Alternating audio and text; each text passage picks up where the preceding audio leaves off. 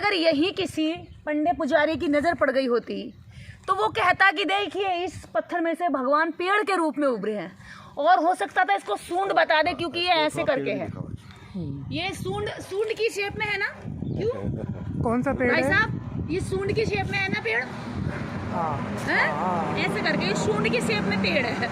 तो अब आप देख सकते हैं इस पेड़ को वो कह देते हैं कि गणेश जी यहाँ से उत्पन्न हुए हैं, और लोग यहाँ टीका लगाते, इसको पूरा अब तक लाल करके पोत चुके होते।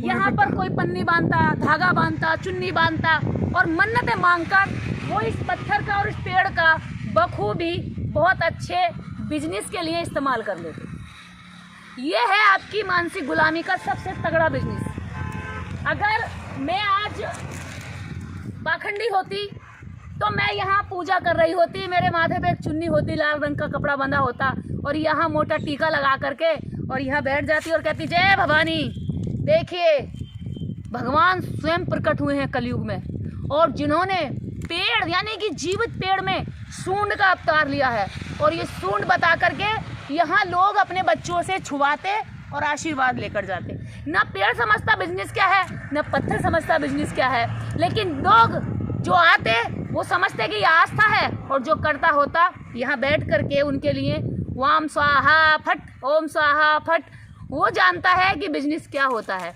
इसलिए वो ऐसे बिजनेस को आगे बढ़ाता है जिसमें भक्तों की ज़रूरत पड़ती है, यानी ऑडियंस की, क्लाइंट की ज़रूरत पड़ती है। और उनके क्लाइंट कौन लोग बनते हैं? जो धूर्त होते हैं, जो बुद्धि का इस्तेमाल नहीं करते, जो मूर्ख होते हैं, जो कमज़ोर होते हैं, जो खुद की ताकत पर विश्वास ना रख करके किसी अपने ही जैसे किसी एक व्यक्ति के कहने पर चलते हैं। तो ये उन लोगों के लिए अच्छा व्यापार है जो दूसरों को मूर्ख बना सकते हैं।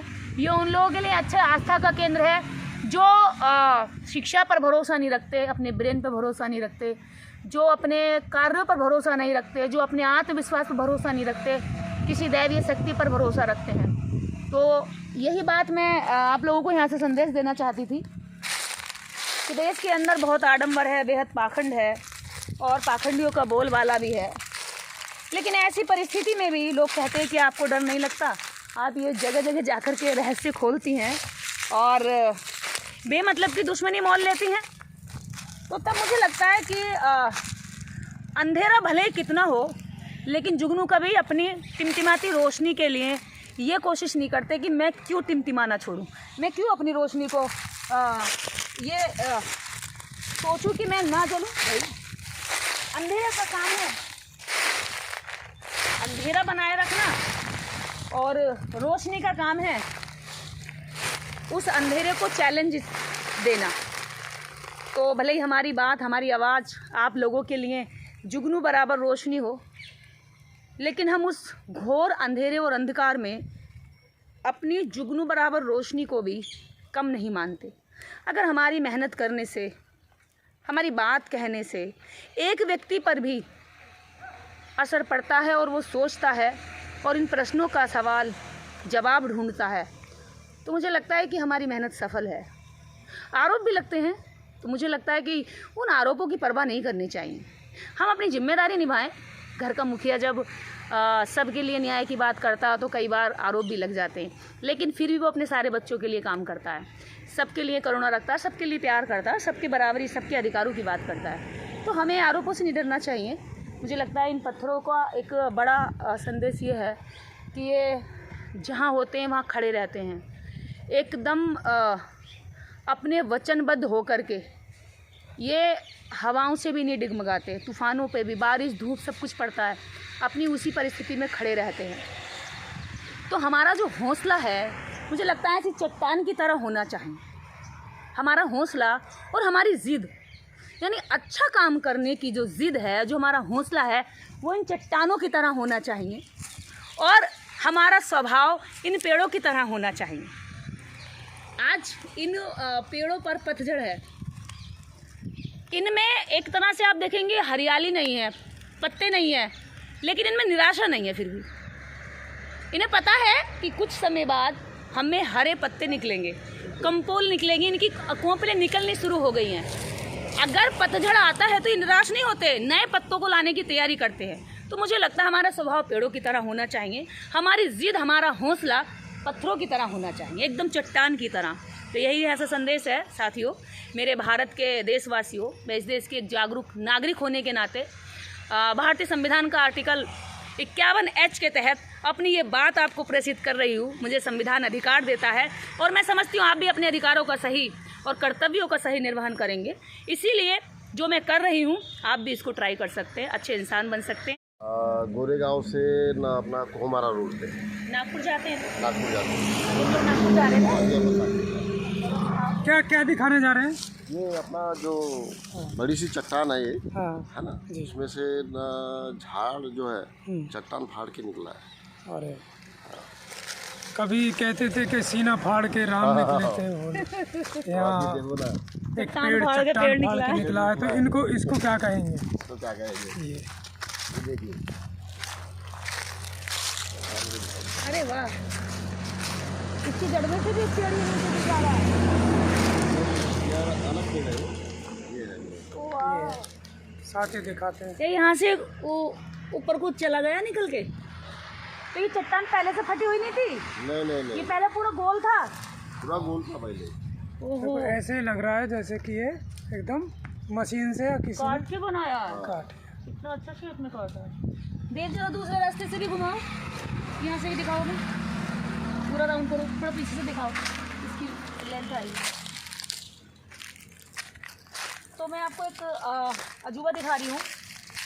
लोग बहुत बार कहते हैं कि पत्थर बहुत मजबूत होता है, पत्थर होता है और पत्थर से क्या कहते हैं, पत्थर को फाड़ना बड़ा मुश्किल होता था, इसलिए हनुमान जी जो बूटी लाने में बड़े असमर्थ रहे, इसलिए वो पहाड़ उठा लाए पूरा। तो वो तो पहाड़ उठा कर लाए, वो किसी ने देखा नहीं, ना कोई जानता है उस बात को, ना किसी ने देखा, उसका कोई प्रमाण भी नहीं है। लेकिन एक पेड़ ने पत्थर का सीना फाड़ दिया, इसका प्रमाण हमारे पास है। और अभी हम आपको बाकायदा पूरा दिखाएंगे कैसे फाड़ा है, किस तरह की शेप में काटा, जैसे मशीन काटती है। ये दिखाते हैं, कंप्लीट पत्थर है इधर। हाँ ये पूरा पत्थर है, हम लोग उधर से लेके आए हैं। देखिए अभी इधर से दिखाते हैं, पीछे से वीडियो लो।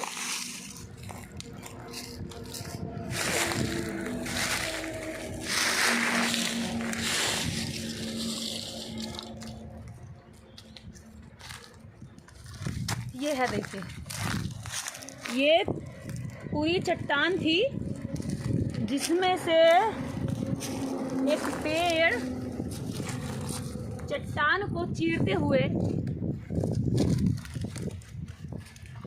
पेड़ ने पत्थर से जिद कर दी, अलग कर दिया। ये होता है जिद, इसको मैं जिद्दी कहूँगी। शायद इस पत्थर की तरह इससे ज़्यादा जिद्दी ये पेड़ निकला, जो कि पत्थर से कह दिया कि तुझे अलग होना ही पड़ेगा, क्योंकि मैं निकलने की कोशिश में हूँ। उन लोगों के लिए संदेश है जो छोटी छोटी मुसीबतों से थक जाते हैं, हार जाते हैं, परेशान हो जाते हैं। पत्थर को चीर देना एक पेड़ साबित करके दिखा रहा है।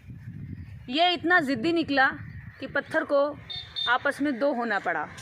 एक गोल चट्टान थी पूरी, जो आज चीर कर अलग कर दी गई है केवल एक पेड़ की जिद से। बहुत पहले मैंने एक वीडियो बनाया था कि ये पत्थर है, यहाँ से कुछ नहीं निकल सकता, यहाँ से कभी भगवान नहीं निकल सकता। पत्थर पत्थर होता है, उसमें कोई भावनाएं नहीं होती हैं, उसको तोड़ोगे वो टूट जाएगा, बस आपकी ज़िद उससे ज़्यादा ऊंची होनी चाहिए। एक पेड़ ने फिर साबित करके दिखाया है उस मेरी बात को कि पत्थर से भगवान नहीं निकल सकता, लेकिन प्रकृति प्रदत्त पेड़ ज़रूर निकल सकता है।